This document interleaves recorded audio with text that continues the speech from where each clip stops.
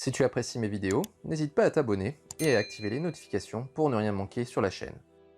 Salut tout le monde, bienvenue sur la chaîne Mitrator pour cette review numéro 59 et surtout très heureux de vous retrouver pour cette nouvelle vidéo après une période d'inactivité un peu contrainte puisque l'actualité des Midcloth elle était au plus bas. Donc il s'est écoulé à peu près 6 semaines depuis la dernière vidéo qui portait sur le Sorrento Asgard Final Battle qui était donc une sortie estampillée Asgard. Sortie un peu annonciatrice de cette figurine ici, qui est celle d'Albéric de Maigresse en version EX, donc de chez Bandai, que je vais bien sûr vous opposer à la version classique que vous avez à droite. Cet Albéric de Maigresse, je l'attendais avec énormément d'impatience pour deux raisons. La première, c'est qu'il s'agit de la troisième vraie nouveauté de chez Bandai pour cette année 2021. Rappelez-vous, en date, nous avions eu d'abord le Hades EX qui était sorti en début d'année. Il y a à peu près 6 mois, nous avions eu le Seiya V3 en version EX. Et donc aujourd'hui face à nous cet Albéric en version EX, et bien sûr il y a beaucoup plus d'enthousiasme chez moi que lorsque je chronique une version Revival que j'ai déjà eu pour partie entre les mains. Deuxième raison, c'est que cette figurine nous a été teasée avec un certain nombre d'images issues d'un proto, et bien sûr je suis curieux de voir si cette version retail est à la hauteur du proto et de ses visages magnifiques. C'est d'ailleurs un peu ce qui va guider cette review, à savoir vérifier que la figurine retail est à la hauteur du proto, vérifier aussi ce que vaut cette version classique qui faisait partie des plus jolies de la gamme classique, vérifier donc ce que vaut cette figurine face à cette nouvelle version EX, et enfin, plus généralement, quel est le conseil d'achat que je peux vous prodiguer concernant ces deux figurines. On commence tout de suite par les tarifs et les packaging, avec à droite la version classique qui était sortie en 2009. À l'époque de sa sortie, elle vous coûtait aux alentours de 40 €, et puis ensuite, eh bien, son prix n'a fait que de grimper pour atteindre une moyenne d'environ 80 €, et souvent d'occasion. Remarquez qu'avec la sortie de cette version d'Albéric EX, son prix sera peut-être amené à baisser. Cette version d'Albéric EX eh bien, vient de sortir au Japon. Au moment où je suis en train de tourner cette vidéo, nous sommes en novembre 2021, ce qui veut dire qu'elle n'est pas encore sortie officiellement sur le circuit européen. Si vous désirez l'avoir en avance, eh bien, je ne peux que vous conseiller d'aller l'acheter sur la boutique dans laquelle moi je me suis fourni, à savoir la boutique Hobby Genki, hobby-du-6 genki.com. Il vous en coûtera aux alentours de 100 € hors frais de port. Remarquez que cette figurine est d'ailleurs toujours en précommande sur le circuit européen, donc c'est à peu près à ce tarif-là que vous la retrouverez également sur les boutiques françaises. Mais dans ce cas-là, il faudra attendre encore, à mon avis, début 2021, peut-être janvier, mais plutôt vraisemblablement février 2021, pour commencer à la recevoir. Concernant les packaging maintenant, nous avons à droite les traditionnelles boîtes bleues Asgard classiques avec en face avant le personnage en position neutre, et surtout à sa droite, une illustration issue d'Araki. Donc à l'époque, Bandai avait encore les droits pour exploiter les images de l'anime, donc ça c'était quand même un point très positif pour ces boîtes. On a ensuite les traditionnels logos que je ne vais plus vous détailler, et enfin ici nous avons la devise du personnage. Alors quand j'utilise le traducteur, il me dit qu'il s'agit de l'épée d'ambition maléfique, donc ça fait bien sûr référence à l'épée flamboyante d'Albéric, alliée à l'améthyste du diable qui aspire la vie. Donc voilà pour ce qui est de l'aspect poétique de cette devise, et pour la face avant de cette boîte classique. Concernant la boîte Asgard, eh bien, on a quelque chose de peut-être un peu plus sobre dans le sens où il n'y a pas d'illustration de l'anime, et surtout eh bien, on arbore ici les attributs des boîtes Asgard. Entendez par là l'arrière-plan qui est des montagnes enneigées et également des arbres, donc une forêt.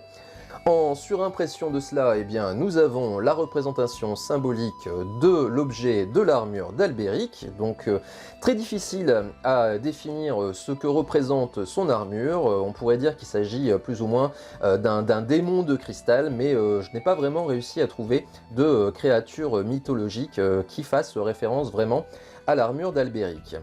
On a également, pour ce qui est du personnage, eh bien, un personnage également en position neutre, ce qui est un peu en rupture avec la mode des boîtes Asgard, parce que quand on regarde la boîte de Hagen et de Siegfried, eh bien, nous avions le personnage qui avait le bras le bras plié avec la main à la taille.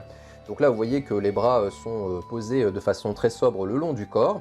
Pour ce qui est de Sid, nous avions une pose de garde, hein, qui là aussi tranchait avec cette position neutre. Donc là, c'est retour à beaucoup plus de sobriété avec ce personnage. On a également autour de ce personnage une aura bleue qui est un petit peu surprenante me concernant, puisque moi j'ai plutôt en souvenir le fait que Albéric a une aura qui est un peu verte et également avec des teintes de mauve liées à l'améthyste. Donc je pense que le choix ici de l'aura bleue n'est pas forcément le meilleur pour Bandai. Vous avez aussi en face avant les traditionnels logos que je vous ai déjà décrits 1000 fois, donc je ne vais pas en remettre une couche. Dans chaque coin de la boîte, vous avez un anneau des Nibelungen.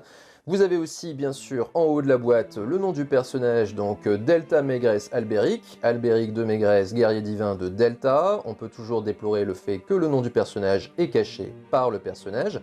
Enfin, dernière chose, vous avez aussi sur cette boîte IX la devise du personnage. Alors ici, le traducteur me dit que la lueur mystérieuse de l'améthyste est utilisée par l'ambitieux génie scandinave. Donc là, c'est peut-être un petit peu plus concret que la devise poétique de la classique, dans le sens où ça fait directement référence à l'intelligence légendaire d'Albéric, et aussi bien sûr à son attaque principale, à savoir l'améthyste Sealed, ce qu'on appelle également en français le cercueil d'améthyste. Donc voilà pour ce qui est de cette face avant.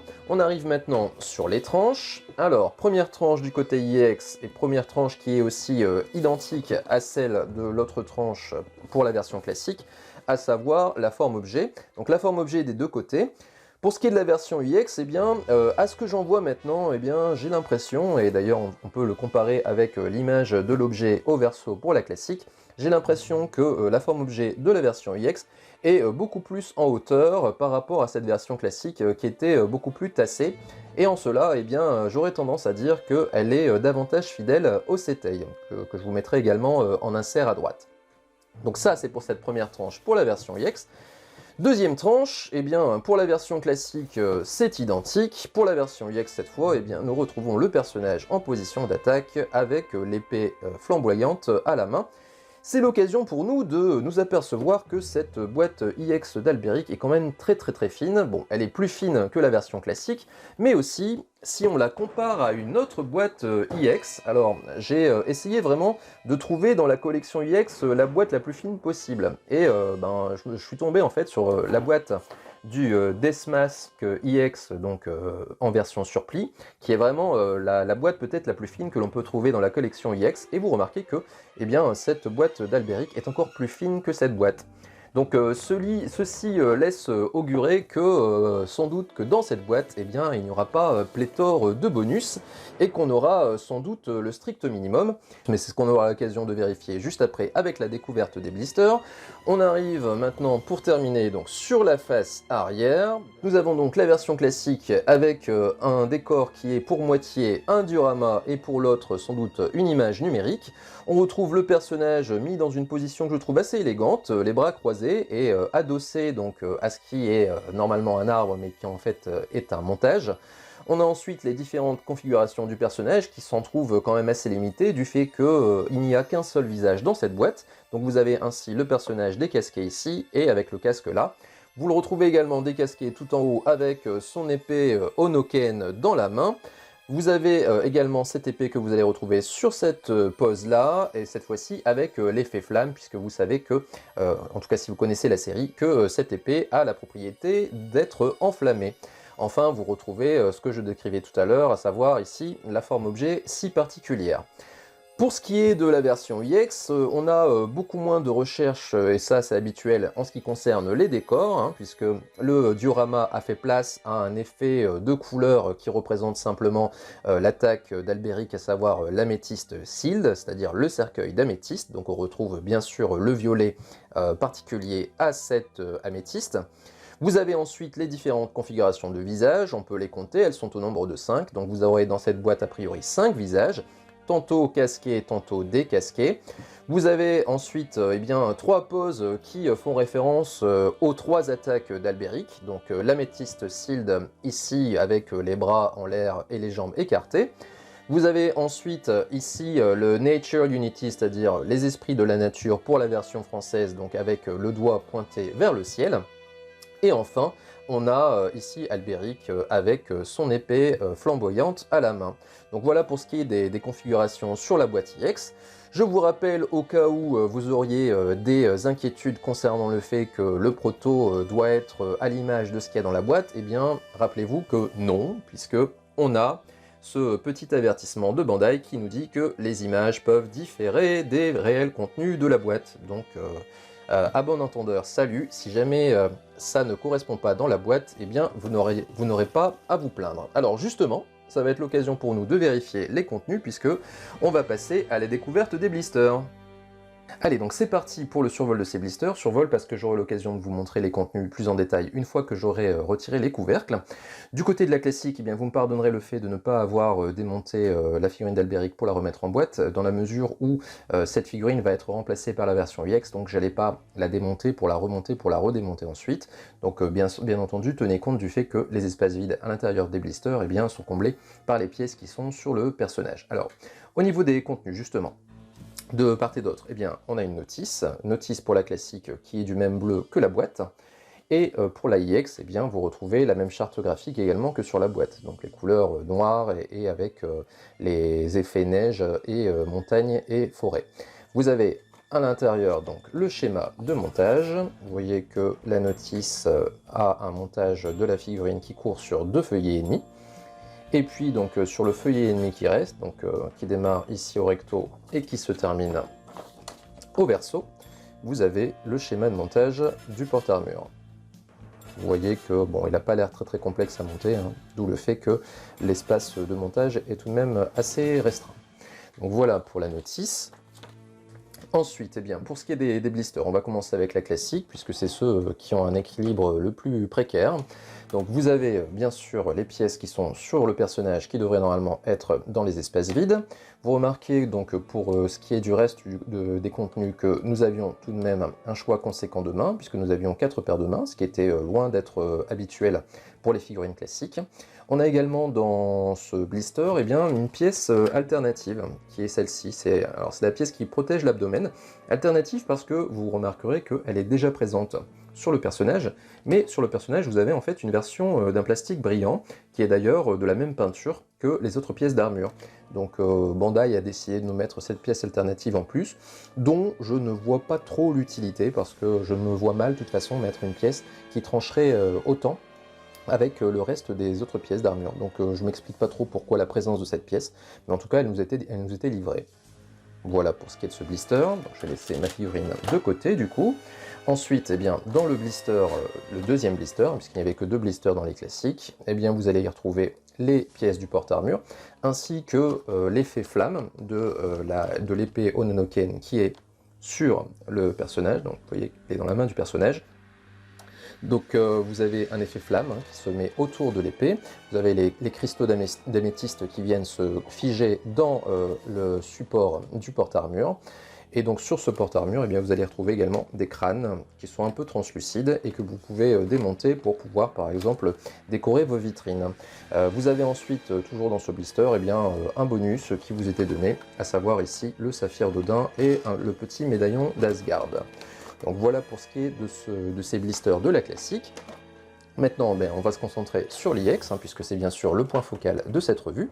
Donc on pouvait craindre, a priori, au vu de l'épaisseur de la boîte, un manque de contenu.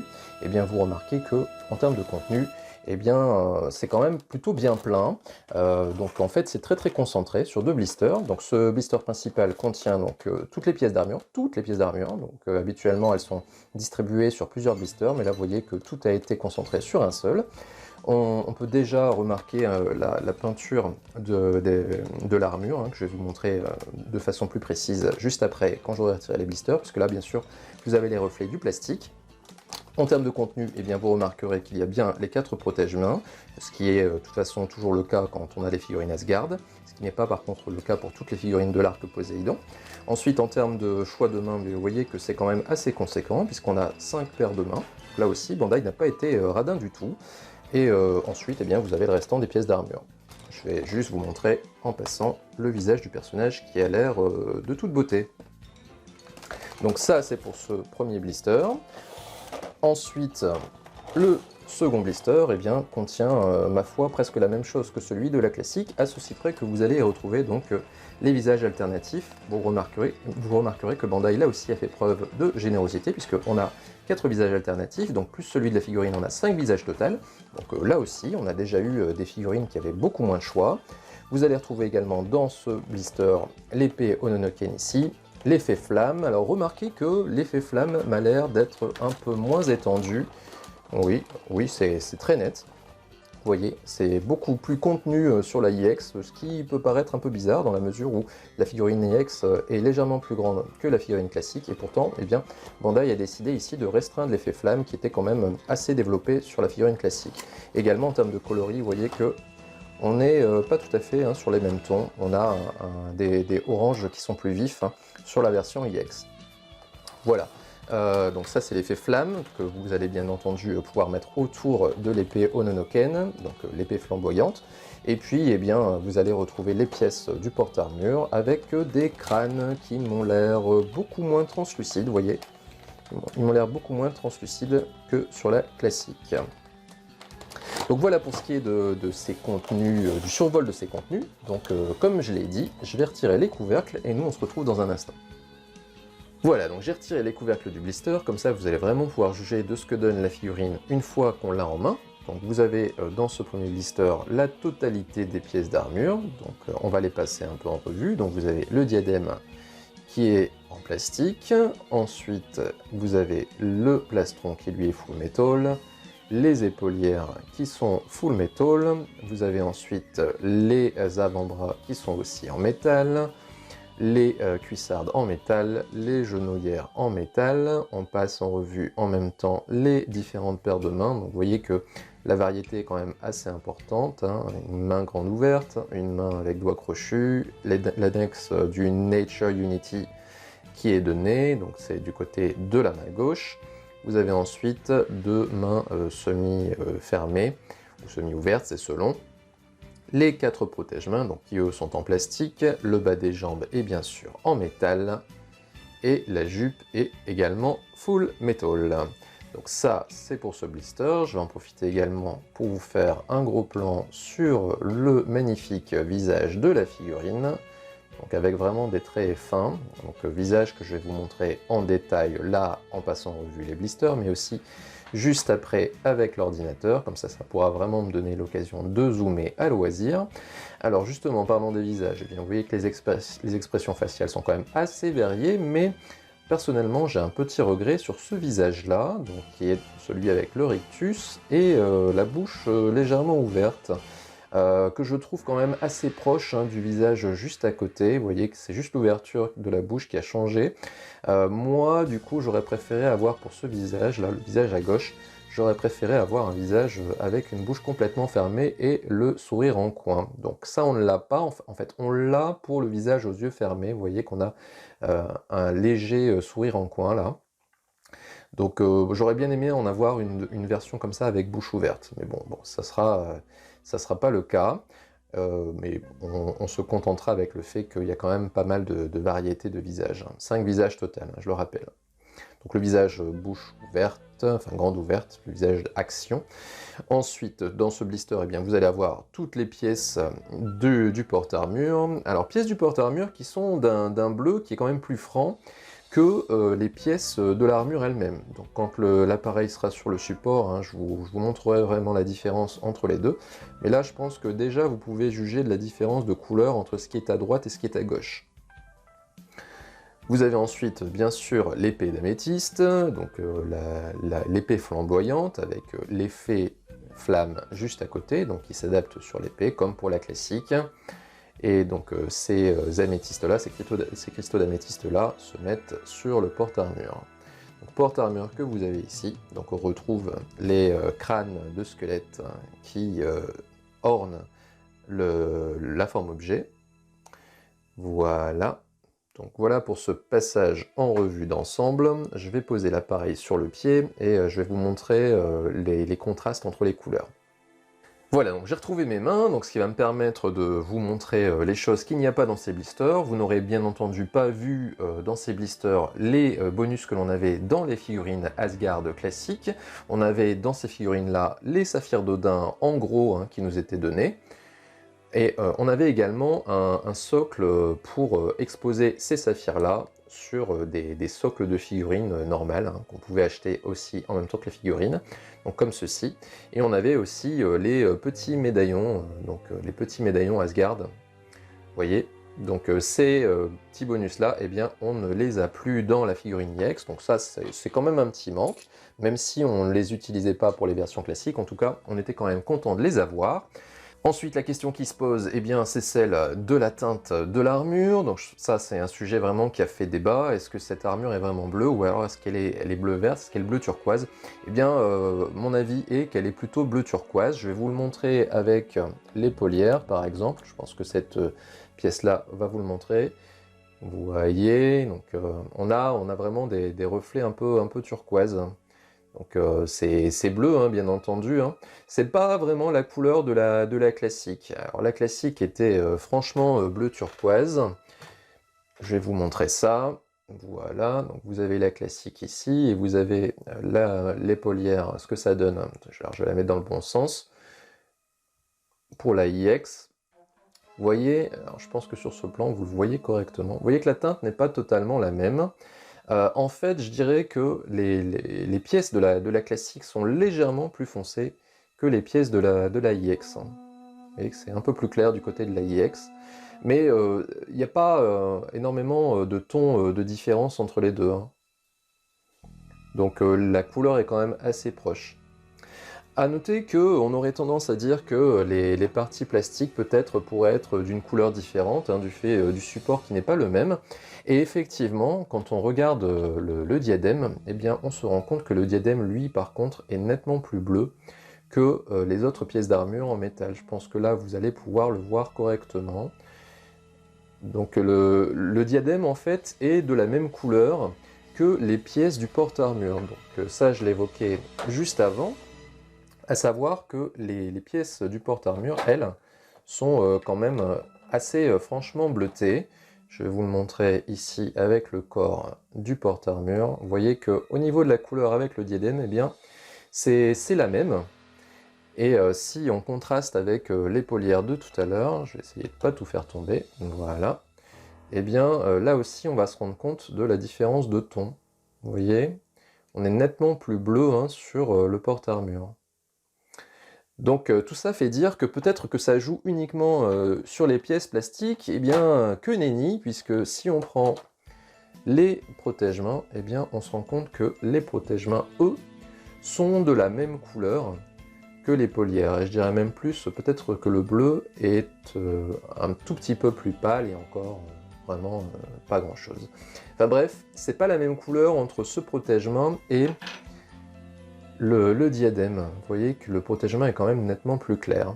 Donc ce qui veut dire que Bandai aurait très bien pu avoir une couleur assez uniforme, puisque vous voyez que même les pièces plastiques arrivent à avoir des teintes identiques ou quasi identiques que les pièces métal, mais pourtant a décidé de faire ce diadème-là un peu plus bleu que le reste des pièces d'armure. Donc ici, de deux choses l'une, soit ça ne touche que mon exemplaire, ce qui est toujours une possibilité, soit ça va toucher tous les exemplaires, et dans ce cas-là, il faut se poser la question de pourquoi Bandai l'a fait. Alors mon impression, je pense que ça va toucher tout le monde, et que si Bandai l'a fait, c'est peut-être parce qu'il pense qu'on va être amené à manipuler ce casque-là, et que du coup, eh bien, il y aurait peut-être nécessité à mettre un petit peu plus de peinture que sur les autres pièces d'armure, qui elles seront peut-être un peu moins sujettes à manipulation, ne serait-ce que pour le montage du personnage, puisque on va être amené à monter ce diadème-là sur cette chevelure ici, donc vous voyez la chevelure trouée, et donc jouer avec la petite mèche de cheveux, ce qui fait que pendant cette manipulation, eh bien, on va être amené bien sûr à enlever de la peinture. De toute façon, faut pas se leurrer, dès qu'on manipule une figurine, eh bien, la peinture maintenant sur les mid-cloth, elle est un peu endommagée. Donc peut-être que c'est en prévision de ça que Bandai a mis un petit peu plus le paquet sur la couleur de ce diadème. Donc voilà ce que je devais vous dire sur ces pièces d'armure. Maintenant, on va regarder en détail les visages sur l'ordinateur, en comparaison des Setei, bien sûr, mais aussi des visages du proto. Allez, donc on va passer maintenant au comparatif des visages, d'une part avec les images du proto, et d'autre part avec les CTI qui me sont fournis comme d'habitude par le camarade DaveK, que je vais remercier tout particulièrement aujourd'hui, parce que je sais qu'il y a passé énormément de temps en restauration, donc merci à toi camarade. On y va d'abord avec le visage neutre, casqué, que je vais vous comparer donc à celui du proto, et je m'excuse pour la piètre qualité de cette image de proto que j'ai trouvée sur internet. Alors j'y ai passé énormément de temps, mais je n'ai pas réussi à trouver une image avec une meilleure résolution, donc ça va être un peu pixelisé. Donc c'est la seule image pour laquelle ça fera ça. Pour les autres images avec les autres expressions faciales, j'ai trouvé de la bonne qualité, mais là malheureusement, eh bien, je n'ai pas réussi à trouver mieux. Bon, normalement ça devrait être suffisant pour comparer. Alors, si on compare ce visage neutre avec l'image du proto, eh bien, on peut se dire que c'est quand même relativement proche, hein. Vous voyez que la forme du visage est bien respectée. Alors bien sûr, tenez compte du fait que l'angle de prise de vue n'est pas tout à fait le même. Le visage du proto est dirigé un peu plus vers le bas. Mais sinon, la forme du visage est bien respectée, la forme des yeux également, la forme du nez, la forme de la bouche. Ce qui va faire vraiment la différence entre les deux, eh bien, c'est globalement un peu plus de finesse sur le proto. Le fait aussi que le visage est peint, contrairement à celui de la figurine Retail, hein, qui est un peu plus translucide. Également, vous avez beaucoup plus de finesse, surtout sur le sculpte de la chevelure, hein. Vous voyez que les mèches sont beaucoup plus finement dessinées. Vous pouvez également profiter du fait de cette image-là pour comparer avec l'image du Setai à droite et vous rendre compte que bien Bandai a fait quand même du bon boulot. L'expression du visage est bien respectée, hein, la forme du visage elle-même est bien respectée aussi. Vous avez aussi le sculpte de la chevelure qui est globalement le même. Bon, c'est sûr, il n'y a pas exactement le même nombre de mèches, mais globalement, le sculpte est respecté. Donc ça augure vraiment de bonnes choses pour la suite. Alors si on regarde justement le visage suivant, qui va être donc le visage avec le rictus. Alors, pourquoi ça marche pas? On recommence, voilà. Le visage avec le rictus par rapport au proto. Bon, là aussi, on se rend compte que les visages sont vraiment très proches. Donc, si je zoome davantage, voilà. Vous vous rendrez compte qu'au niveau de la bouche, eh bien, on a une bouche qui est peut-être un tout petit peu plus ouverte sur le proto. Mais globalement, vous voyez que les deux visages se ressemblent trait pour trait. Encore une fois, on met de côté le fait que le visage est peint à droite, mais globalement, les expressions faciales sont les mêmes. Les yeux sont dessinés de la même façon. Donc, vous remarquez en même temps le vert des yeux d'Albéric, qui est quand même bien marqué. Le nez qui est bien dessiné, la bouche donc qui est également bien dessinée, donc elle a de la profondeur, hein, c'est pas une bouche plate comme on peut voir sur certaines Mythclos. Et ici, eh bien, ça va être l'occasion de voir ce que ça donne par rapport au Setai. Alors, je vais faire, voilà, je fais un petit zoom arrière. Et donc, voici l'image du Setai, et là, je dis, waouh! Waouh, la ressemblance est quand même frappante, hein. Là, vraiment, Bandai a fait de l'excellent travail. Alors, encore une fois, hein, tenez compte du fait que l'angle de vue n'est pas tout à fait le même, hein. Le visage de la figurine, normalement, devrait être dirigé davantage vers la droite. Mais bon, regardez ce qui est à droite au niveau du Setai, et ensuite les deux images qui sont à gauche, et on ne peut qu'être frappé par la ressemblance, hein, notamment du point de vue de la forme des yeux, hein, qui est bien respectée, avec ce côté un peu rectangulaire et assez large, hein, qui traduit vraiment le caractère un peu malicieux du personnage. Donc là vraiment bravo Bandai. On passe au visage suivant, qui va être donc cette fois-ci le visage que j'aime le moins et sur lequel je vais être le plus critique par rapport au proto. Donc vous remarquez que ici, eh bien, il y a quand même une grosse différence entre le proto, le visage du proto, et le vrai visage, donc le visage Retail. La bouche, en fait, est nettement moins bien dessinée, et du coup, ne traduit pas la même expression faciale que celle du proto. Donc sur le proto, on a vraiment une expression de colère, hein, donc, qui traduit vraiment l'attaque. Alors que sur la figurine Retail, eh bien, on a presque l'effet d'une sidération, hein. C'est un peu comme si le personnage était surpris. Alors, comment on peut expliquer ça? Eh bien, j'ai l'impression simplement qu'au niveau de la bouche, elle est un petit peu trop, enfin, les lèvres sont un petit peu trop rentrées.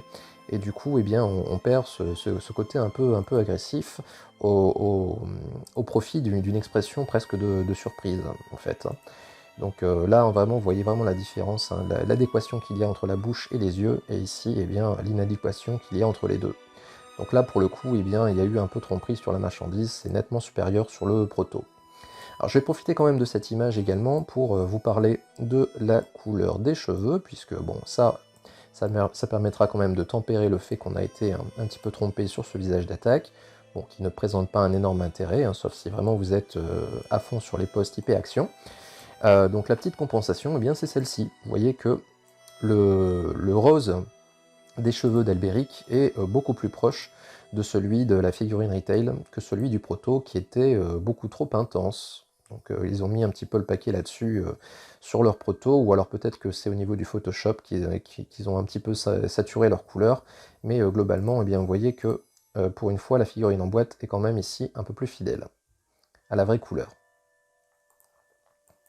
Enfin, on va jeter un œil sur les derniers visages. Donc vous avez ce visage avec dents serrées, qui est là aussi globalement le même hein, sur les deux figurines. Vous voyez que l'expression de la bouche cette fois-ci est vraiment la même. Les yeux sont identiques, l'expression au niveau des sourcils pareil, peut-être un petit peu plus fine sur le proto, mais globalement c'est pareil. Enfin, dernier visage qui est mon préféré, eh bien c'est le visage avec les yeux clos, et là vous voyez que ces deux visages sont identiques, à ceci près encore une fois le grain de peau, le visage peint à droite, mais sinon eh bien vous avez un visage qui a été parfaitement respecté. Donc voilà, globalement eh bien ce que je peux dire c'est que Bandai nous a pas trop trompé sur la marchandise cette fois, donc je ne peux que les encourager à continuer. Voilà, on va maintenant passer au montage de la figurine que je vais vous faire en intégrale.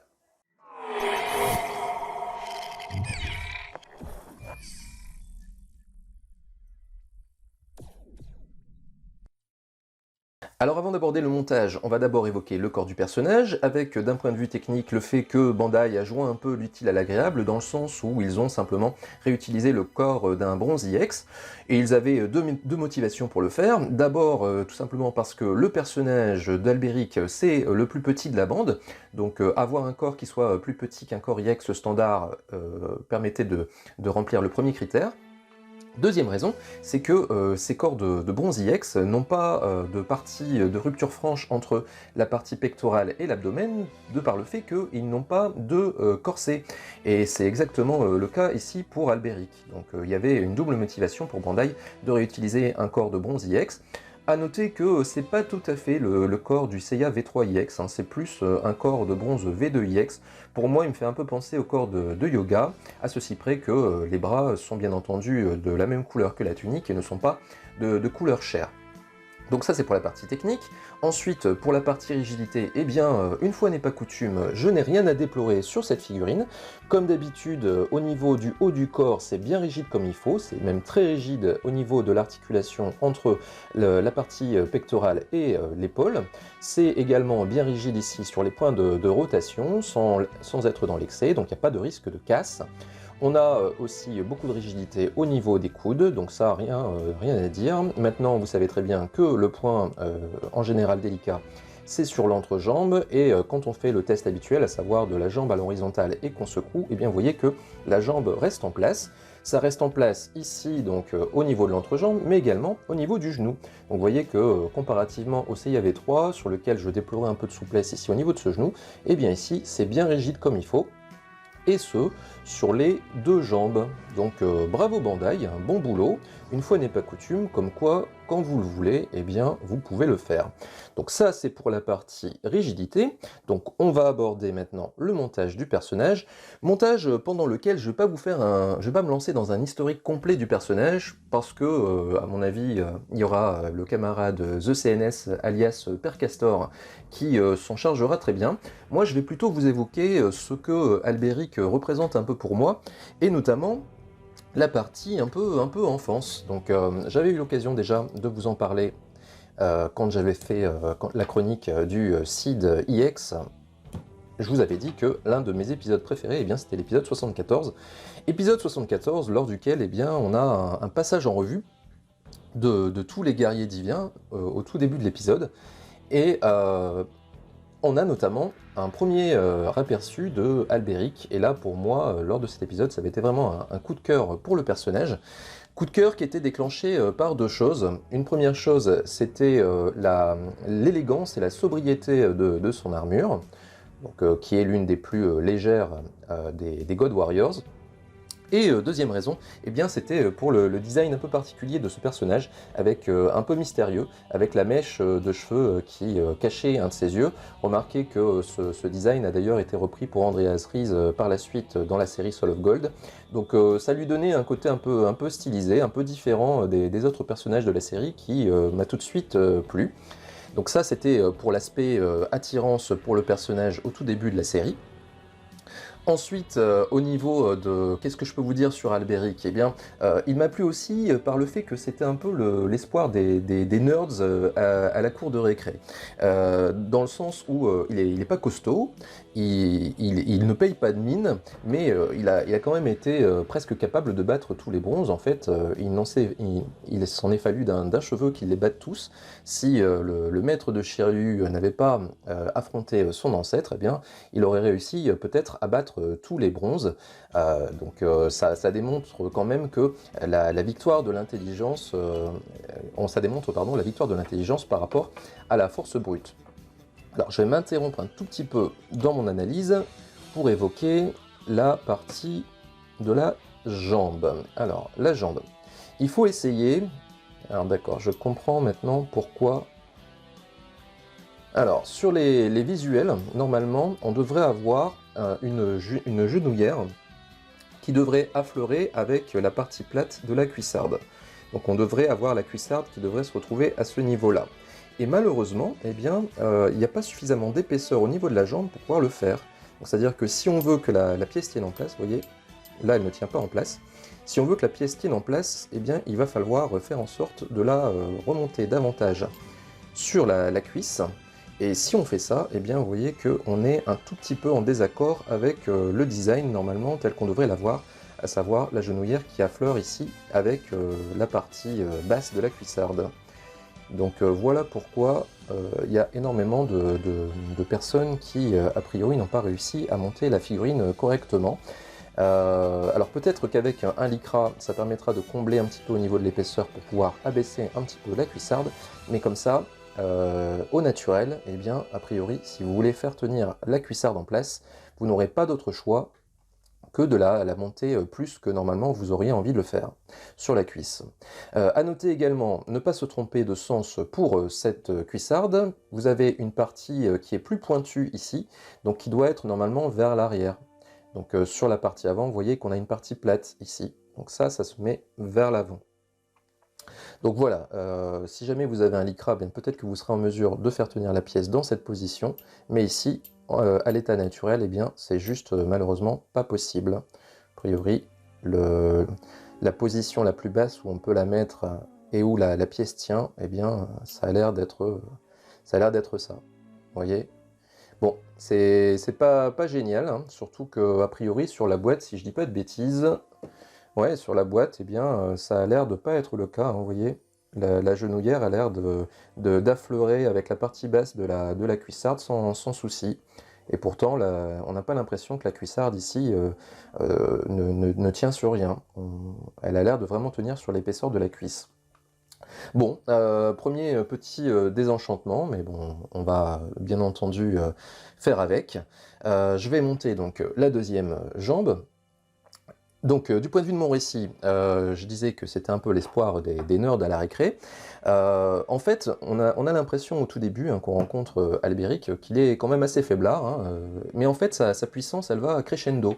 En affrontant Marine, on se rend compte qu'il a quand même de grandes difficultés à battre un chevalier d'argent, donc du point de vue de la force brute, il a l'air d'être pas très costaud, mais au fur et à mesure de ses combats et au fur et à mesure des techniques qu'il nous dévoile, eh bien on se rend compte qu'il est quand même pas si mauvais. Hein. D'abord il a 3 techniques d'attaque, hein. Il a d'abord l'améthyste shield, hein, qui permet vraiment d'emprisonner ses adversaires.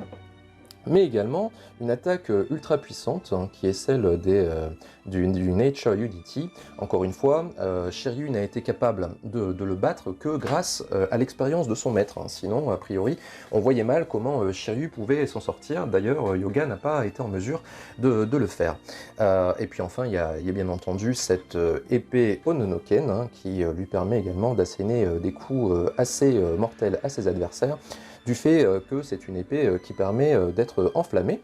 D'ailleurs, à cet effet, eh bien, Bandai nous a fourni cet effet flamme que l'on peut mettre sur l'épée. Donc, bon, normalement, il n'y a pas trop de difficultés pour le mettre. Normalement, ça s'emboîte assez bien. Alors, je dis ça, mais maintenant, je vais pas réussir à le faire. Si, voilà, ça s'emboîte tout naturellement, correctement. Alors moi, je ne vais pas le mettre tout de suite sur le personnage parce que je vais essayer de reproduire la même pose que ma version classique qui est à l'arrière-plan. Donc pour l'instant, je vais laisser ça de côté. Au niveau de ce que je peux vous dire également pour le personnage, eh bien, on a un Deathmask, un Alberic qui est souvent décrit un peu comme le Deathmask de l'Arc Asgard. Mais pour moi, c'est pas tout à fait exact, dans le sens où, à la différence de Deathmask, eh bien, Alberic n'est pas un suiveur. C'est un personnage qui veut être un peu le calife à la place du calife. Il a décidé d'essayer de prendre le pouvoir à la princesse Hilda. Pour cela, il veut s'emparer de l'anneau des Nibelungen, alors que le Deathmask, eh bien, lui, avait décidé simplement de suivre Saga. Au niveau de la jupe, eh bien, on a la boucle de ceinture qui se remet cette fois-ci par l'avant. Donc si je reviens un peu sur le Seiya V3 que j'évoquais tout à l'heure, rappelez-vous que pour la boucle de ceinture pour Seiya V3, eh bien, c'était le système classique Bandai, à savoir à coulisser vers le haut et vers le bas quand on la remet en place. Ici, eh bien, on revient à quelque chose de plus traditionnel avec une boucle de ceinture qui s'en fiche par l'avant. Et a priori, elle tient très bien sur la ceinture, donc moi personnellement, je préfère largement ce système au système devenu classique de chez Bandai. Alors, cette ceinture, justement, on va pouvoir évoquer le point de friction qui a mis en émoi pas mal de personnes dans la communauté, à savoir donc les attaches des pans de jupe hein, qui sont vraiment très apparents. Alors très apparent, eh bien tout est relatif. Hein. Vous savez très bien que quand on zoome sur un défaut d'un personnage, on a l'impression de ne voir que cela. Maintenant, une fois la figurine montée, eh bien, on ne va pas forcément prêter attention à ces attaches-là. Maintenant, ce qui a fait grincer des dents, c'est totalement compréhensible, c'est le fait que ces attaches-là ne sont pas présentes sur le proto. Et ici, eh bien, à nouveau, on peut regarder au niveau de la boîte et vous vous rendez compte que sur la boîte, eh bien, c'est le proto en fait, hein, ce n'est pas la figurine telle qu'elle est dans la boîte. Ce qui fait qu'au niveau des pans de la jupe, vous n'avez pas ces attaches, vous voyez, assez disgracieuses, qui sont apparentes, bien au contraire.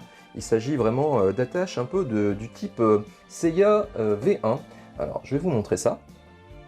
Sur Seiya V1, vous voyez qu'au niveau des pans de jupe, on avait ici l'attache des pans de jupe qui était totalement invisible, du fait qu'elle est sur la partie interne de la jupe. Donc on a bien sûr la rotation qui est totalement possible avec les pans de la jupe, pas de problème. Mais en plus, on a quelque chose de très discret, puisque c'est vers l'intérieur qu'on a l'attache. Donc par définition, elle n'est pas visible. Donc on peut regretter ici que simplement Bandai n'ait pas été fidèle à ce qu'a fait Bandai en 2012, si je ne m'abuse, en reproduisant simplement les attaches des bronzes V1. Remarquez que sur la figurine classique, eh bien, ces attaches étaient déjà apparentes. Donc elles étaient peut-être un peu plus discrètes dans le sens où elles sont exactement de la même matière et du même coloris que les pans de la jupe qui eux sont en plastique. Ici Bandai n'a pas décidé de reproduire les mêmes attaches que sur sa figurine classique, donc pour moi il doit y avoir une contrainte technique. J'imagine qu'il voulait sans doute un peu plus de solidité avec un plastique un peu plus dur que un plastique de type armure. Donc voilà comment je l'explique. Maintenant, bon, on fera encore une fois fi de ce défaut et puis on essaiera vraiment d'apprécier la figurine dans son ensemble en essayant évidemment de ne pas se focaliser sur ce détail qui n'en apparaîtra pas comme un pour beaucoup de collectionneurs. Donc voilà pour ce qui est de cette jupe, de ce que je devais en dire. En dehors de ça, d'un point de vue mobilité, eh bien, les pans latéraux sont mobiles, pas de souci. Maintenant, ce qu'on peut déplorer, eh bien, c'est le pan arrière qui, lui, par contre, est totalement fixe. Donc là aussi, ça pourrait être peut-être un peu limitant pour les posings. Donc pour la partie avant, en revanche, il n'y a pas de problème puisqu'il n'y a pas de pan avant sur cette jupe. Donc je vais monter cette jupe qui doit se monter de façon classique. Donc il y a un petit trou dans la taille à l'arrière, donc on va essayer de faire rentrer l'ergot dedans. Alors avec la caméra, c'est toujours un peu difficile. Voilà. Bon, ça rentre impec, et l'avantage de la boucle de ceinture, c'est ici qu'elle va se mettre normalement très facilement. Voilà. Pas de souci, ça s'emboîte sans problème, et a priori, ça tient. Ensuite, si je continue un peu avec le personnage d'Albéric, eh bien, je dirais que dans son traitement, il y a deux points d'intérêt majeurs. Un premier point d'intérêt qui est un peu le fait que son combat fait écho à celui de Hagen. Alors, dans le sens où, rappelez-vous, le pauvre Hagen, eh bien, il est un peu tiraillé entre son intérêt personnel, à savoir sauver la princesse Hilda, pas la princesse Hilda, j'ai dit bêtises, sauver la princesse, alors Flamme ou Freya dans la série, dont il est sans doute amoureux, et son devoir de guerrier divin qui consiste à protéger coûte que coûte la princesse Hilda, si bien qu'on avait vraiment un dilemme terrible pour ce personnage. Et bien ce dilemme, il est un peu repris dans le combat d'Albéric, mais cette fois-ci pas pour le God Warrior, mais pour son adversaire, en l'occurrence Seiya, qui est totalement tiraillé entre sauver la vie de ce qu'il pense à ce moment-là peut-être être sa sœur, à savoir Marine, et son devoir de chevalier d'Athéna, donc sauver la princesse. Et donc au final, il décide de sauver Athéna, et donc de faire passer un peu son bien personnel derrière le bien collectif. Et remarquez qu'à l'époque, pour les enfants que nous étions, c'était un peu une leçon de vie, à savoir que le bien individuel passe après le bien de l'humanité. Bon, remarquez que dans notre société individualiste, ces grandes valeurs sont passées un petit peu au second plan. Donc là, je vais aborder les avant-bras. Il n'y a pas pour ce personnage de brassard. Donc ça, c'était aussi quelque chose que personnellement j'appréciais pour ce personnage. Ça tranchait un petit peu avec les armures très chargées des autres God Warriors. Donc on avait un personnage vraiment qui dénotait un peu. Alors, au niveau des brassards, pas de problème, du coup on va pouvoir les mettre de façon tout à fait naturelle. Alors quand je dis tout à fait naturel, ça veut dire ne pas forcément suivre l'articulation du trou du coude. Alors ici j'ai l'impression qu'il y a une sorte de bavure de métal. Ouais, donc là c'est la fameuse Bandai Tamashi Finition. Ouais, donc j'avais une petite bavure de métal. Donc on va pouvoir faire en sorte de camoufler un peu l'articulation en les mettant sur le côté, sans pour autant avoir l'impossibilité de mettre normalement la main. Alors main, j'ai choisi main ouverte pour la main gauche, la main droite, pardon, tout simplement parce que je vais lui faire tenir l'épée.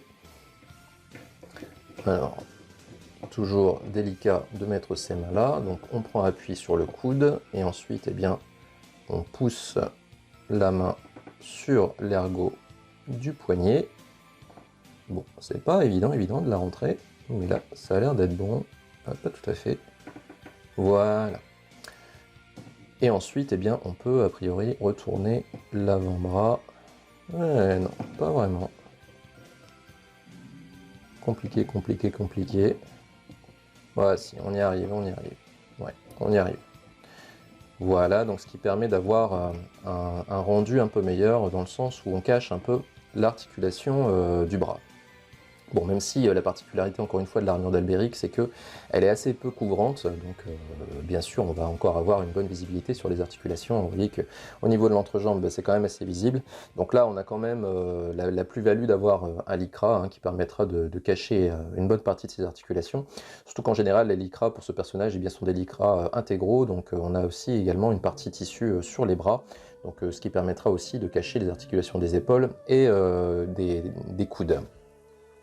Au niveau donc du traitement du personnage, le deuxième point d'intérêt pour ce personnage, eh bien, c'est sur la résolution de son combat. Donc rappelez-vous, Albéric, c'est normalement l'un des êtres les plus intelligents de cette planète, enfin en tout cas le plus intelligent du royaume d'Asgard. Ce qui fait que c'est grâce à cette ruse hein, qu'il vient à bout d'adversaires qui sont a priori plus forts que lui, en jouant notamment sur leurs sentiments. Mais le fait est que cette intelligence lui fait peut-être commettre ce qu'on appelle un péché d'orgueil, dans le sens où il peut très bien sous-estimer ses adversaires, et c'est exactement ce qu'il fait avec Shiryu, puisque c'est grâce à une ruse hein, que Shiryu en vient à bout, puisque c'est en se débarrassant de son armure et donc de son bouclier protecteur hein, qui lui permettait d'annihiler l'attaque de l'Amethyst Shield, que Shiryu incite son adversaire à utiliser l'Amethyst Shield en lieu et place du Nature Unity. Et donc en se débarrassant de son armure, eh bien, Shiryu était sûr qu'il provoquerait Alberic à utiliser cette attaque, et donc se libérer en même temps du Nature Unity, puisque Alberic n'est pas capable de déclencher les deux attaques en même temps, et donc il profite du fait que Alberic envoie l'Amethyst Shield pour lui asséner son Rosan Shoryuha, et donc vaincre ce guerrier divin qui aura posé problème à l'immense majorité des bronzes. Et donc, eh bien, Shiryu, ce faisant, a réussi à battre Alberic à son propre jeu, et donc à être plus astucieux que lui.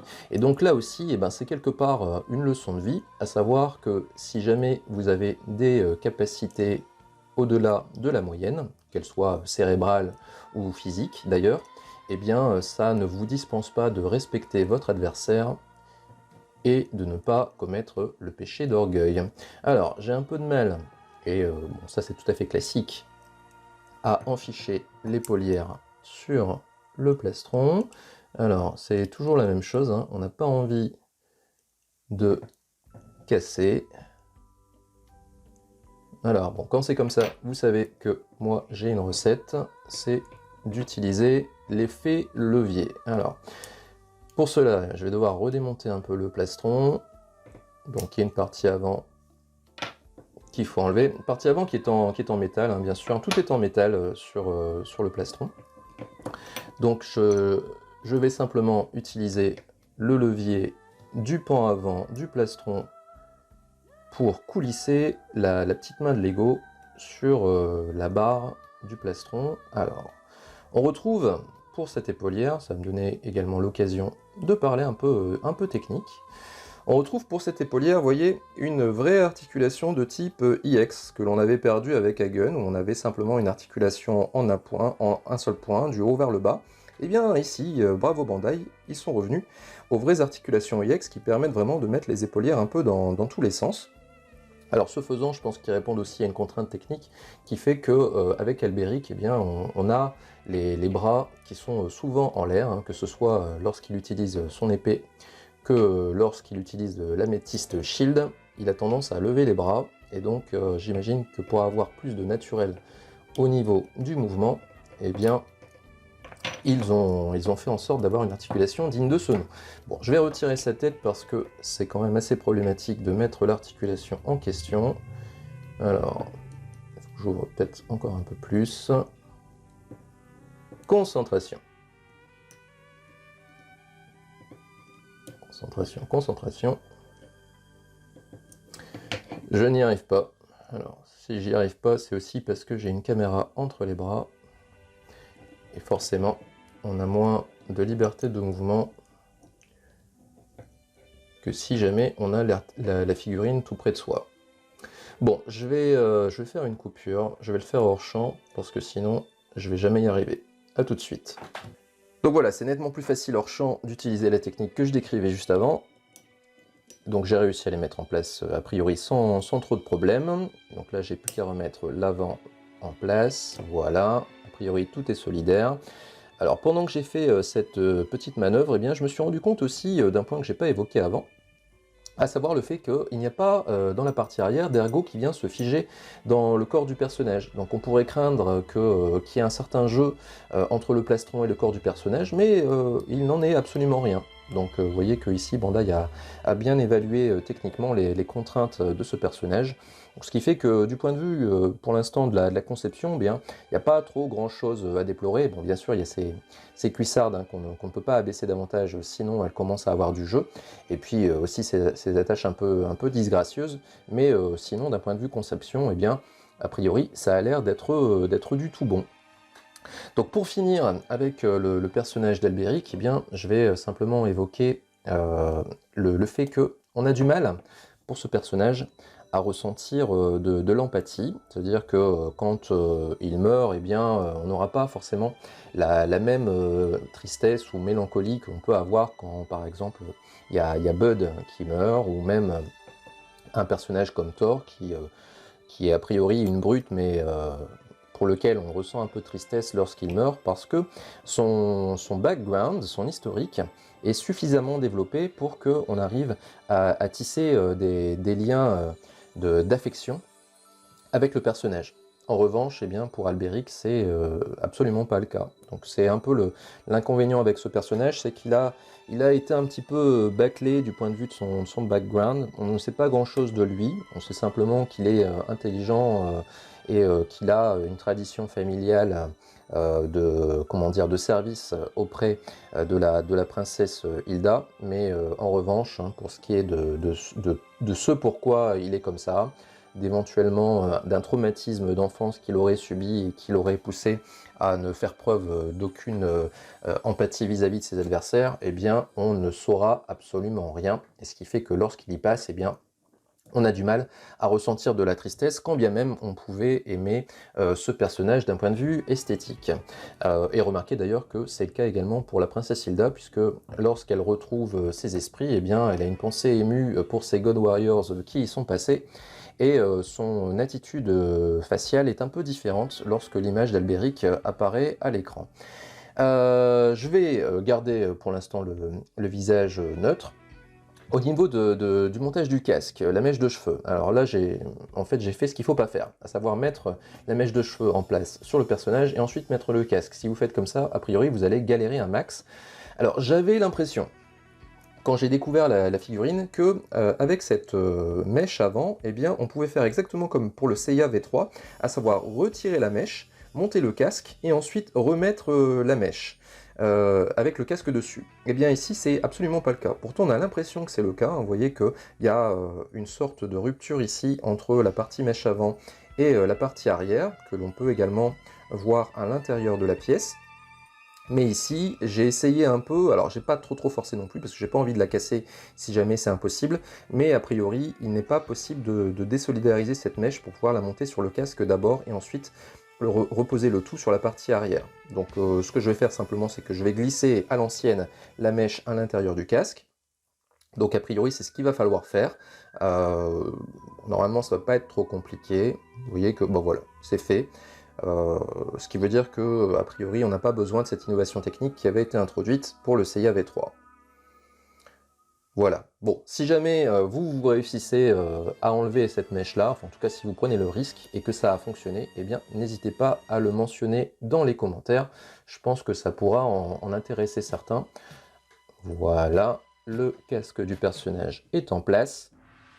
Bon, eh bien, comme ça, déjà à première vue, c'est une petite tuerie quand même, hein. Joli personnage. Donc je vais juste avoir besoin maintenant de lui mettre l'épée dans la main et les protège-mains également sur la partie, pas interne mais externe de la main. Alors j'hésite entre lui mettre l'épée d'abord. Ouais, je vais lui mettre l'épée d'abord. Donc ça c'est un conseil que je vous donne, hein, c'est de ne mettre les protège-mains que vraiment une fois que votre posing complet est effectué. Parce que rappelez-vous, hein, ce sont des parties plastiques qui se décolorent très facilement avec la manipulation. On a énormément de photos hein, sur les réseaux de pièces qui sont un peu décolorées hein, sur les mains ou même parfois sur les casques ou les diadèmes, hein, qui sont les parties traditionnellement en plastique, et que malheureusement on manipule le plus, hein, puisque dès que vous changez un visage, eh bien, vous allez être amené à retirer le casque. Et dès que vous bougez un peu le personnage, eh bien, vous allez être amené également à manipuler ses mains pour les mettre dans certaines positions, comme je suis en train de le faire. Donc ce qui fait que ces pièces-là se décolorent très facilement, et bien, deviennent très vite détériorées. Donc c'est pour ça que je vous conseille vraiment de les mettre en partie finale, c'est-à-dire quand tout est mis en place. Donc ce que je suis en train de faire d'ailleurs. Vous voyez que même une fois que ça c'est fait, eh bien, ces pièces-là ne sont pas forcément faciles à mettre en place. Donc forcément, on est amené à poser les doigts dessus. Voilà. Et le deuxième qui viendra finaliser totalement ce montage, bon, qui n'aura pas été de tout repos concernant les épaules, mais en dehors de ça, eh bien, ma foi, ça s'est plutôt bien passé. Vraiment, je suis bien satisfait du fait que Bandai ait remis en place les articulations IX sur les épaulières, parce que comme ça va vraiment permettre d'avoir pas mal de variété du point de vue du posing. Bon, voilà ce que donne la figurine en elle-même. Je vais vous montrer ce que ça donne de plus près.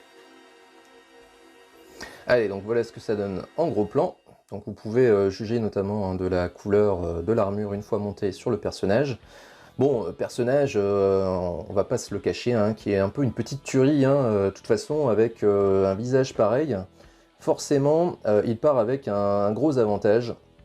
Donc bon, bien sûr, je suis un peu parti pris dans le sens où Albéric, d'un point de vue esthétique, c'est un peu mon God Warrior préféré avec Mime. Mais en toute impartialité, on ne peut qu'être conquis par l'impression d'ensemble de ce personnage. Alors, on pourra bien sûr regretter, hein, comme j'ai dit, ces cuissardes, hein, qu'on a du mal à faire tenir dans la bonne position.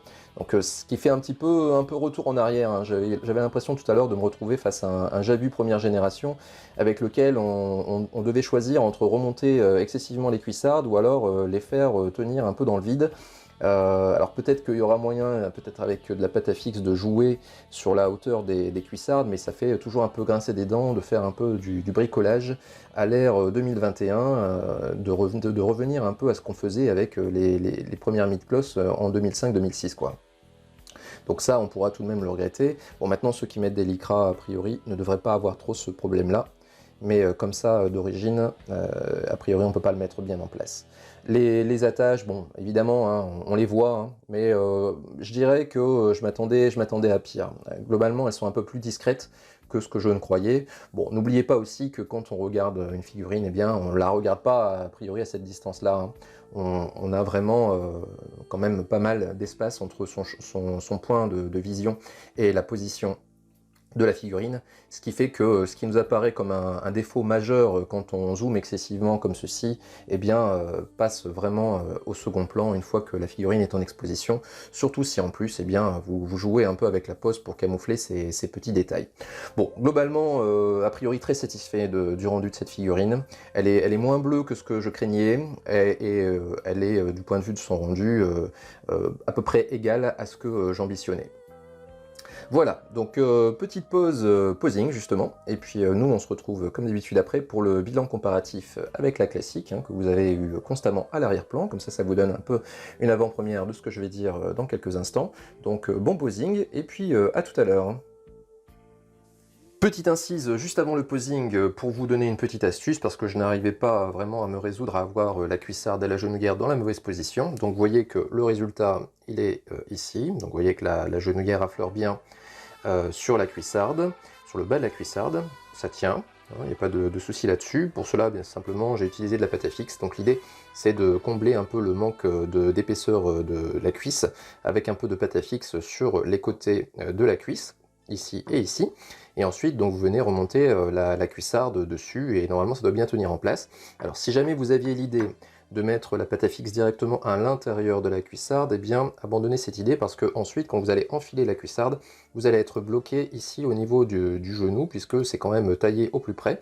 D'ailleurs c'est peut-être la raison pour laquelle la cuissarde est un tout petit peu trop large pour pouvoir tenir en place à l'endroit où on voudrait la mettre. Donc là je suis en train de la mettre à l'envers, donc forcément on n'aura pas le problème. Vous voyez ici elle devient un tout petit peu trop large par rapport à l'épaisseur du bas de la cuisse.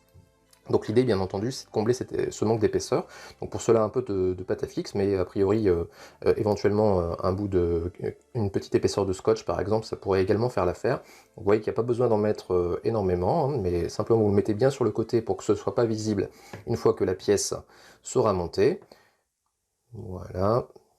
Donc bien l'appliquer pour qu'elle tienne en place une fois que vous allez ensuite remonter la cuissarde sur la cuisse. Alors pas forcément évident puisque là le plastique est bien entendu très lisse, puis ça colle un peu au doigt. Voilà. Voilà, donc cette épaisseur là normalement devrait largement suffire. Je vais essayer de la faire adhérer. Voilà, et puis ensuite, eh bien, vous venez remettre en place la cuissarde. Donc il va y avoir un peu de frottement un peu au début, je pense. Voilà, bon, faut jouer un petit peu hein, pour faire entrer la pâte à fixe au bon endroit. Et voilà, a priori. Donc après, il va falloir simplement juger de la hauteur de la cuissarde en remettant les pièces en place. Je vais remettre la genouillère. Là, la cuissarde est encore un peu basse. Voilà, a priori, c'est la bonne hauteur. Voilà. Alors, on peut discerner un tout petit peu la pâte à fixe ici. Donc, ça veut dire qu'a priori, j'en ai mis un peu trop. Parce que vous voyez que de l'autre côté, en revanche, eh bien, la pâte à fixe, on ne la voit pas. On peut la discerner un tout petit peu, vraiment en zoomant à l'intérieur, mais a priori, comme ça, on ne la voit pas. Bon, de l'autre côté, voilà, on peut la discerner un tout petit peu ici, mais bon, après, il faut jouer un petit peu. Vous pouvez utiliser éventuellement un petit bâton comme celui-ci pour pouvoir bien la remettre à l'intérieur. Mais bon, l'idée est là. Vous voyez qu'on arrive maintenant à voir le rendu que l'on a sur le C-Tail. Voilà, donc petite astuce. Allez, c'est parti pour le posing.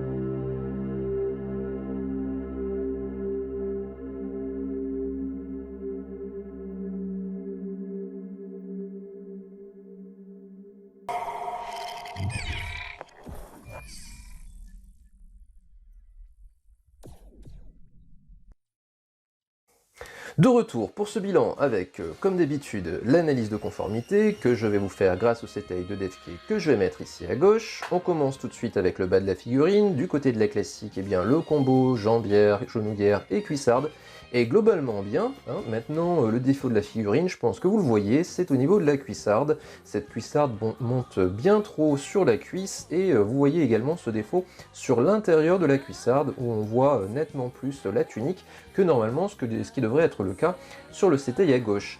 En revanche, du côté de l'IX, eh bien, ces défauts ont été totalement rectifiés. Donc vous voyez que le combo D3 est bien, et également quand on va dans le détail, eh bien, vous voyez qu'au niveau de la cuissarde, ça a été nettement raccourci au niveau de la hauteur, et également la vision de la tunique à l'intérieur de la cuissarde est beaucoup plus fidèle à la réalité.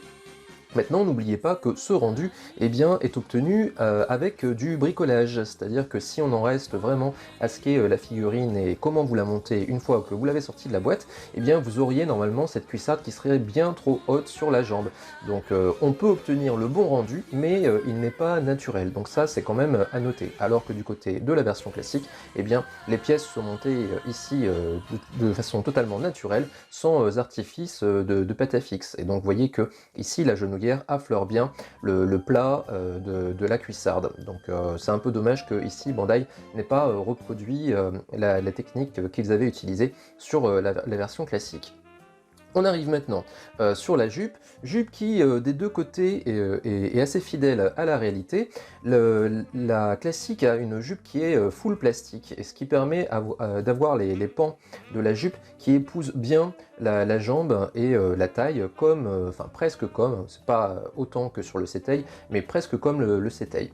Sur l'IX en revanche, eh bien, vous voyez qu'on a un petit peu plus d'amplitude du point de vue de cette jupe. On a du mal vraiment à la faire coller au corps du personnage. Bon, ceci est dû à deux choses. D'abord, les corps IX sont plus épais que les corps classiques. Et aussi, et surtout, je pense, le fait que cette jupe est full metal, donc en termes d'épaisseur de pièces, eh bien, on aura du mal à avoir, même si on l'a eu sur le Seiya V3 notamment, mais globalement, on aura du mal à avoir des pièces d'une finesse aussi importante que lorsqu'il s'agit de pièces plastiques. Sinon, pour ce qui est de cette jupe-là, bon, le rendu est satisfaisant sur les deux figurines. On arrive maintenant sur le haut du corps, on va faire une petite embardée sur le bras. Le bras qui, des deux côtés, est plutôt fidèle au setai en termes de longueur. On regrettera quand même sur la classique, mais ça c'est tout à fait traditionnel, un avant-bras qui manque un peu, qui est pas assez profilé, ce qui a été rectifié sur l'IX. Vous voyez que on épouse vraiment la courbure du bras, donc forcément on a un rendu qui est un peu supérieur ici. Là où aussi on gagne un peu en rendu sur l'IX, c'est que les fameux protège-mains ici, ce sont des cache-mains, ce sont des pièces qui se rajoutent sur les mains, donc on évite le rendu plastique que l'on pouvait avoir, vous voyez, sur les mains classiques, où vous avez vraiment le plastique de la main qui fait office de protège-main. Donc forcément là, il y a un gros gain au niveau du rendu pour la version IX. On arrive donc sur le plastron. Alors la partie abdomen c'est ok, le plastron maintenant, eh bien je dirais qu'il est un peu trop anguleux sur la classique, et il est un peu trop arrondi sur la version IX. Donc ça veut dire que la vérité est entre les deux, ni l'une ni l'autre sont vraiment totalement fidèles au setai. Je vais également dire presque la même chose sur les épaulières, même si on a plus de fidélité je pense sur la classique. Vous voyez que la classique respecte bien la forme du design d'origine, avec notamment ici un haut d'épaulière qui est totalement plat, enfin, légèrement courbé mais plat, alors que bien sur la version IX vous avez ici un côté un peu bombé qui n'existe pas sur le design d'origine. Mais sinon, pour ce qui est de la longueur de l'épaulière en elle-même, bien globalement on est assez fidèle. On a également du coup, du fait de cette rondeur-là, eh bien, un col qui n'est pas, à mon avis, suffisamment apparent hein, sur la figurine IX, qui est un tout petit peu plus franc sur la figurine classique, même si peut-être encore un peu en deçà de ce qui est sur le setai. Enfin, on arrive sur le plus important, à savoir le rendu casqué. Donc je ne vais pas reparler des visages, mais uniquement ici du casque. Donc bien le casque entre les deux est nettement plus fidèle sur la IX, parce que il y a plus de longueur ici hein, sur les pointes du diadème. Je pense que ça vous apparaîtra clair. Il y a un côté un peu contenu hein, sur la figurine classique, qui a été bien sûr rectifié sur l'IX. Je dirais que le rendu casqué est presque parfait hein, sur l'IX. Il manquerait peut-être peut-être un tout petit peu comment dire, de longueur au niveau des yeux du démon, mais vraiment pas grand chose, hein. Ensuite peut-être également un tout petit peu de largeur au niveau du casque, mais là encore il y a vraiment pas grand chose qui manque. Enfin bref, au niveau de ce rendu casqué, pour la version UX, on est presque dans la perfection. Donc voilà ce que je pouvais vous dire sur l'analyse de conformité. Donc en fait, je peux dire simplement que les deux figurines sont vraiment très très belles. La figurine classique ne démérite pas, je veux dire, entre les deux figurines, il n'y a pas le gap énorme qu'il pouvait y avoir entre le Seed classique et le Seed EX. Là, vous voyez que les deux figurines ressemblent quand même très très fortement aux personnages et qu'elles sont vraiment très agréables à regarder. Maintenant, il y en a une qui est un peu plus évoluée parce qu'elle date de 2021, parce qu'elle bénéficie aussi des avantages de l'IX en ce qui concerne par exemple les plaques de main. Mais globalement, eh bien, les deux figurines sont très très belles à regarder. Donc ça, c'est pour ce qui est de l'analyse de conformité. Maintenant, eh bien, je vais me lancer dans la partie bilan concernant cette Alberic iX. Et donc du côté des points positifs, eh bien, d'abord, on ne peut que se féliciter d'un tarif qui est un peu en baisse par rapport à la majeure partie des figurines iX originales. Alors quand je dis original, ça veut dire pas des Revival, hein. Justement, elle a le prix d'une Revival. Elle a le prix d'un Gold iX Revival. Ça veut dire que son tarif est globalement un peu inférieur à celui des sorties originales telles qu'on a pu les connaître dans la gamme Asgard iX et dans la gamme Poséidon iX qui tournait aux alentours de 120 €. Là, le prix est plus aux alentours de 100 €, donc on ne peut que se féliciter ici de la baisse de tarif pour une figurine originale. Ensuite, eh bien, ça va de soi, mais on peut éventuellement le dire, le rendu est excellent, on reconnaît vraiment bien le personnage. Donc si vous êtes particulièrement fan d'Alberic comme je le suis, eh bien, vous serez bien entendu béat d'admiration devant cette figurine qui vous renverra totalement vers le personnage, que ce soit en termes de couleur, qu'en termes de forme de pièces d'armure, même si, comme je l'ai dit avant, il y a quelques prises de liberté qui ont été faites sur la partie haute du corps. On peut également se féliciter de la variété dans le choix des mains et des visages. Bandai nous fournit quand même 5 visages et 5 paires de mains, ce qui est plutôt dans la moyenne haute de ce qu'ils fournissent d'habitude dans les figurines EX. On se félicitera aussi des excellents visages qui sont vraiment pas très loin de ceux du proto, donc une fois n'est pas coutume.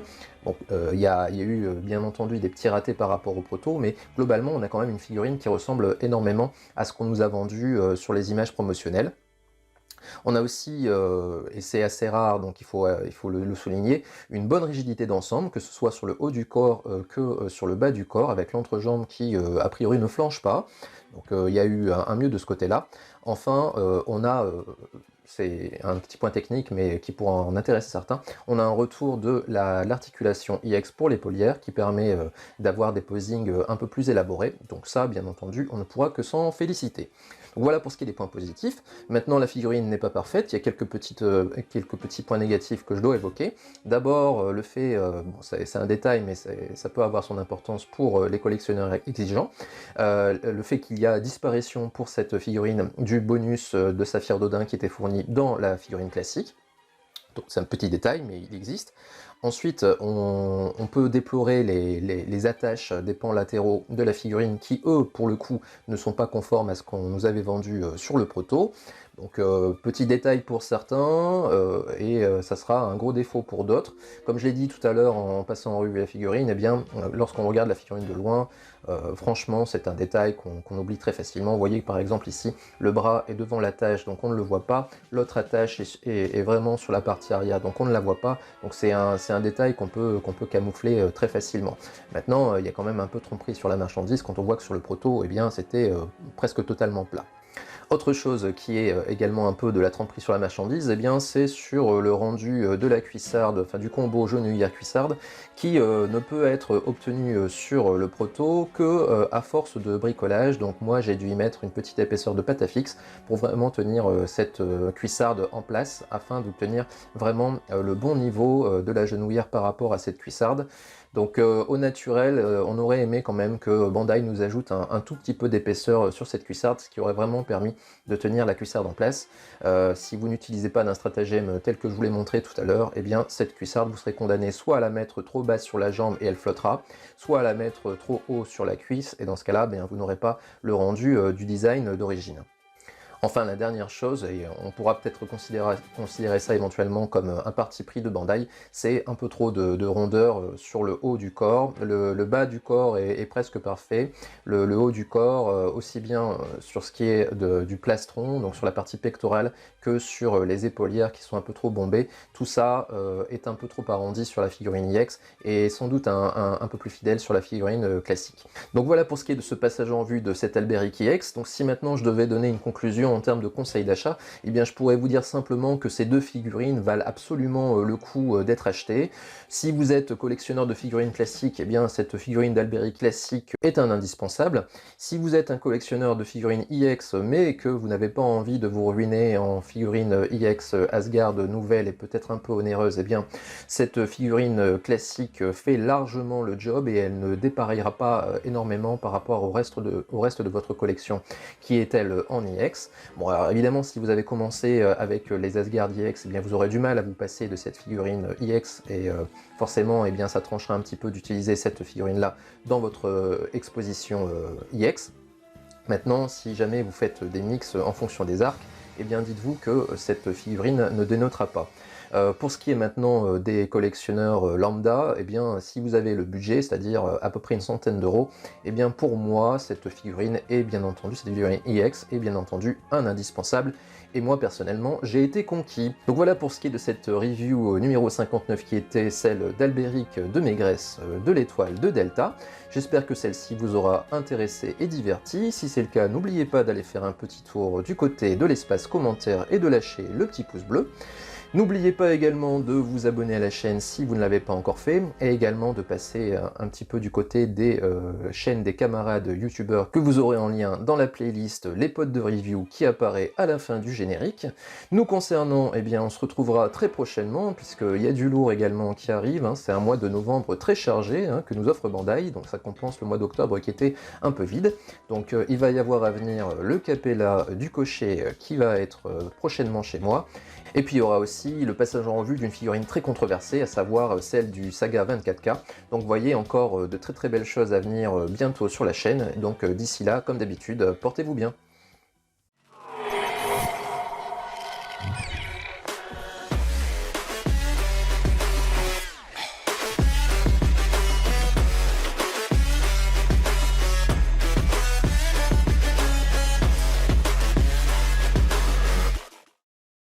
Allez, petite récompense pour ceux qui regardent la vidéo jusqu'au bout, mon Alberic, donc tel qu'il apparaît au sein de mon exposition, avec une pose que j'ai voulu tout en élégance, tout en retenue.